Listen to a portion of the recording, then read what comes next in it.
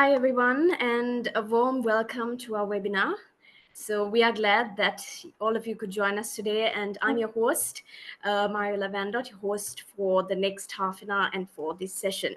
So we are excited to introduce you to the American Council Academia, ACA in short. So today we will be giving you an insight into all our English programs, introduce you to our expert educators, and answer any questions that you might have. So to start things off, I would like to invite first and foremost Mr. Trystan Miles to start things off this evening. Hello. Hello, everyone. Welcome. My name is Trystan. I'm 26 years old. I've been a teacher for over 5 years now with more than, I think, 25,000 classes finished, both in group classes and singular classes as well, teaching all kinds of students from proficiency of English all the way from starter level. And I'm here to welcome you all, and I'm here to guide you into learning and becoming fluent in English as soon as possible. Right, thank you, Mr. Trystan, for that introduction. Up next, Mr. Matt Yilmaz. This is your chance. Hi, Yubawan.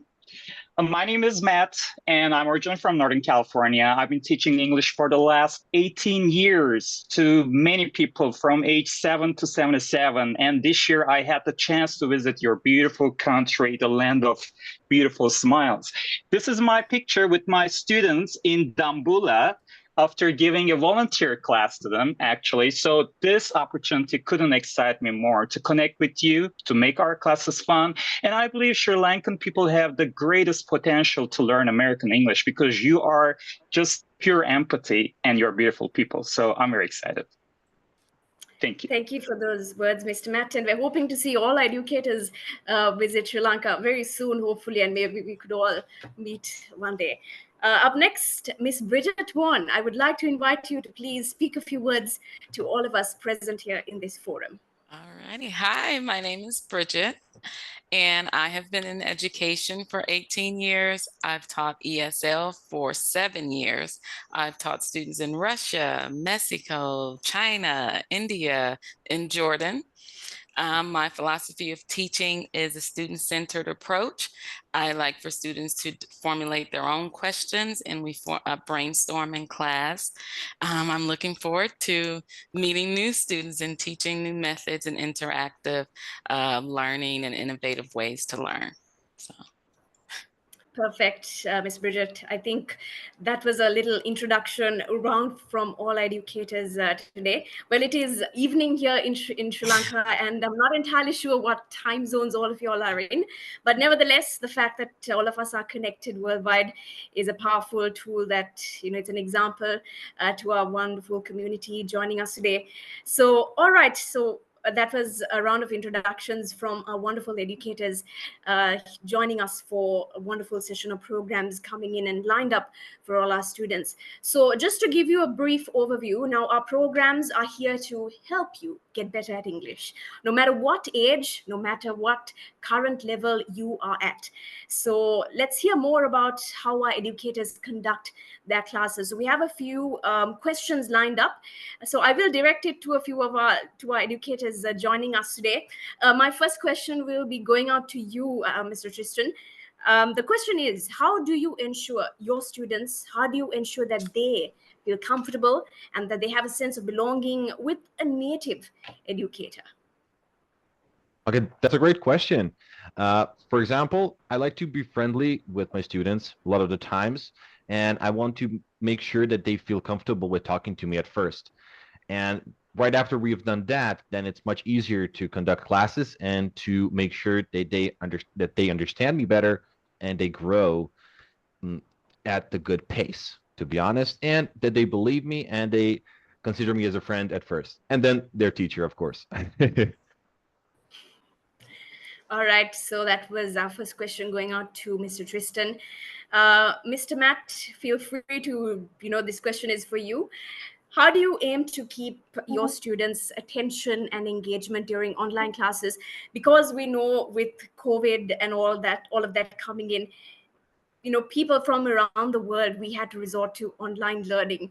And, personally, it even for me, it tends to be a little difficult at a stretch to, even I do follow a course or two, and sometimes it becomes very difficult to keep staring at a screen. But I know that as experienced educators, all of you all have some methods to keep the students attracted and to keep it going. So let's hear it from you, Mr. Matthew, or Mr. Matt, any of you. Please give us some insights. Yeah, I can. The most important thing is maintaining the curiosity of the students. And that happens on a personal level. So I need to connect with my students. And this is how you earn their trust. This is how you earn their, confidence in the first place. So next to that, of course, there are methodologies that we all use, right? Such as mixed media, gamification, breakout groups, or, opposite level match. It also depends on their level. But in the very first place, first and foremost, the rule is that we have to connect with our students. We should connect with our students on a personal level so that the curiosity is always alive. They are looking forward to the class. They are excited to see you. You become a friend first with respect, with certain, formal boundaries, obviously. But it's important that they look at you as someone like a role model, right? And they're looking forward to that class. It's all about human relations and communication for me. Thank you, Matt. So most of our students joining in for this, for the spoken English and English language programs, a common question that most children or most students would have is when they have a doubt, when they have a question. So sometimes a student might not be that proficient enough to direct that question to an educator. So how would you address this issue? First, I try to create a welcome and safe environment, letting them know they are safe and that they are amongst their peers. And one way that I've done that in the classroom is create an icebreaker or like a small game that will level the playing field so that they could laugh, so they can see the other peers communicate, and then they would, because most children are competitive. So if it's a game involved, then they will feel more comfortable with that. I will always simplify and reduce the language if I need to. I will use meaningful visuals and then kind of test their key concepts and their current knowledge. And if I can sense that they need some help on one subject more than the other, then I will always make sure I'm mindful of that when instructing or teaching. Thank you, Ms. Bridgett. Personally, you might even see me in one of your classes. Very interesting because I teach adults also. you might see me in one of your classes. So thank you for that answer. Mr. Matt, I would like to ask you, when it comes to speaking and listening, these two skills also play an important role when you learn any language, not just English. And these two also play a key and integral part when an individual learns a language. So my question for you today is, how would you help a student hone these skills? How would you encourage a student to come out of their comfort zone and to sort of mold their skills of speaking and the skills of listening? It is very important that my students understand there's no right or wrong when we are practicing, when we want to speak up. It doesn't really matter if you do not have the perfect grammar in the beginning. So I would really encourage them by first picking the topics that are of interest, right? So that they feel excited, they feel motivated. And apart from that, English has to integrate somehow to the everyday lives of each student. We shouldn't be basically limiting the learning experience in that 1 or 2 hours that we spend together per week. If I can identify what their interests are out of our class atmosphere so that they can maybe go and practice trying to have, small conversations with their friends even, or recordings that they can share in class that they can work on, basically listening and watching any TV shows, any movies or any piece of music. These are all of the supplemental activities that they can do.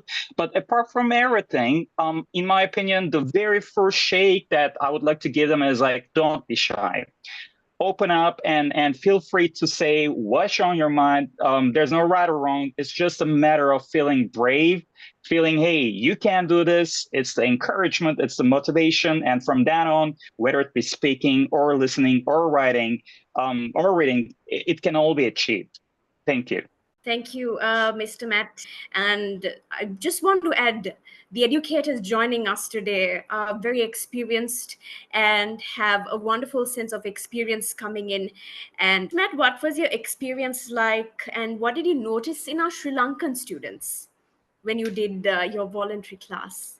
Curious, and they were chatterboxes. They were full of energy and activity. Like in many other cultures, you would really have to work, just like the examples we've given so far in terms of breaking the ice, encouraging the students, but they were there and ready to learn, and they were just curious. They were just looking at me, hey, we've never seen someone like you before, so it looks like there's a lot we can learn from you. So that was the impression that I got, and then I use it to my advantage, Yeah.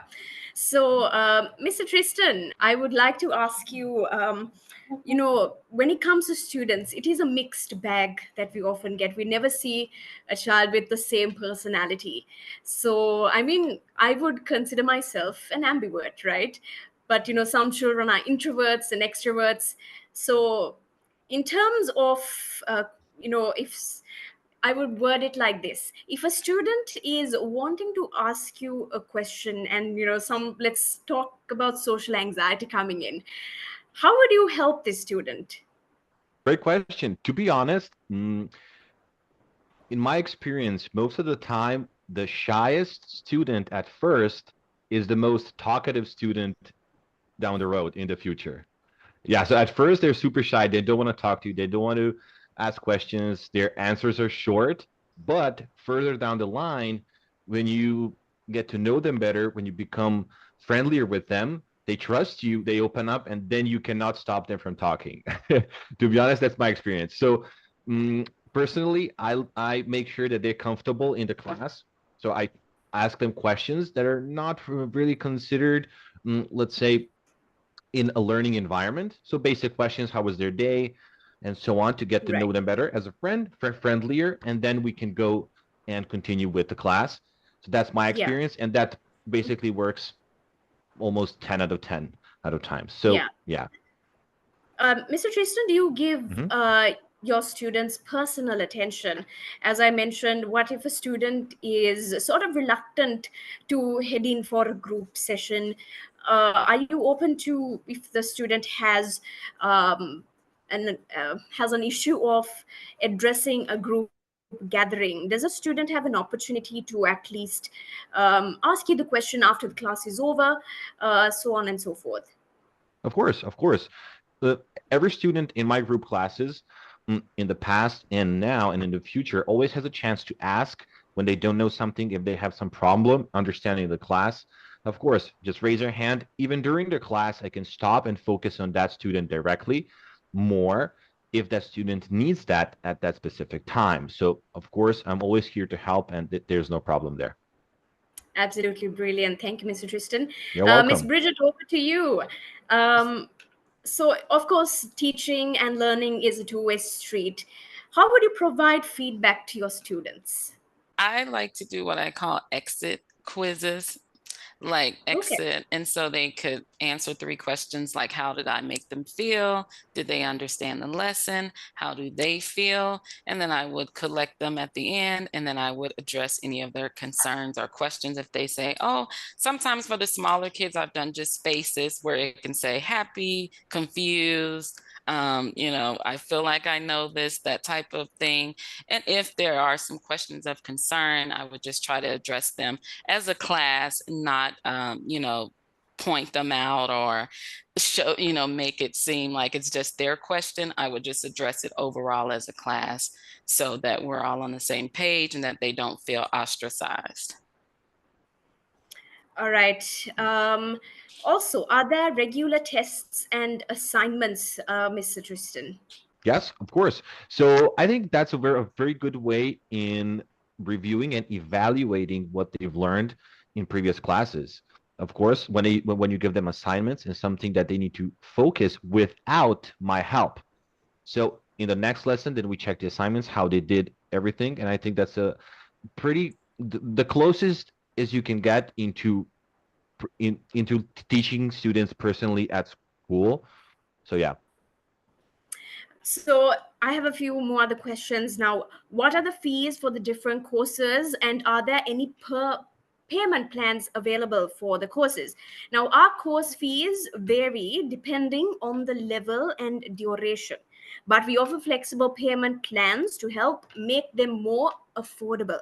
So we have made it easier for you. You can call or WhatsApp us at 071 051 3101. So I will repeat the number 071 051 3101 for more information. Now, are there any discounts or scholarships available for students? The other question that we have. Yes, we have discounts and scholarships. These are available based on merit, financial need, or special promotions. So we want to help motivated students succeed. There again, for more information on this, you can call or WhatsApp. Before we wrap up, if you have any further questions or you would like to register with us, which I firmly believe you should, please contact us on 071 051 3101, or you can also email us at info@americancouncilacademia.com. So I want to thank all of you for joining us today, and I genuinely hope, on behalf of the entire team, we hope you found this session informative and inspiring, because I was inspired to join your lessons. So, and we're excited to welcome you to ACA, and we look forward to supporting you on your learning journey. And I also want to thank our wonderful, wonderful panel of experts and educators for joining us today, for taking some time out from your very busy schedules to address the forum and to address and clear any doubts and questions in your minds, because it is very important for students to get all these questions and misconceptions, doubts cleared before you start any course or degree or diploma or anything in relation to education for that matter, because this is a huge step for anyone. So I want to thank our educators for joining us today. So Mr. Trystan Miles, Mr. Matthew Hatch, Mr. Matt Yilmaz, Ms. Bridgett Vaughan, our expert panel. Thank you very much for joining us today. You're welcome. Nice meeting you guys. You're welcome. Meeting everyone. Thank you. Definitely. So I'm hoping to see all of you all visit Sri Lanka one day, and wishing all of you nothing but the best. Have a pleasant night, have a pleasant morning, or have a pleasant afternoon. Thank you as well. It was nice meeting you. Bye, guys. Nice meeting you guys. Thank you. Bye-bye. Bye-bye.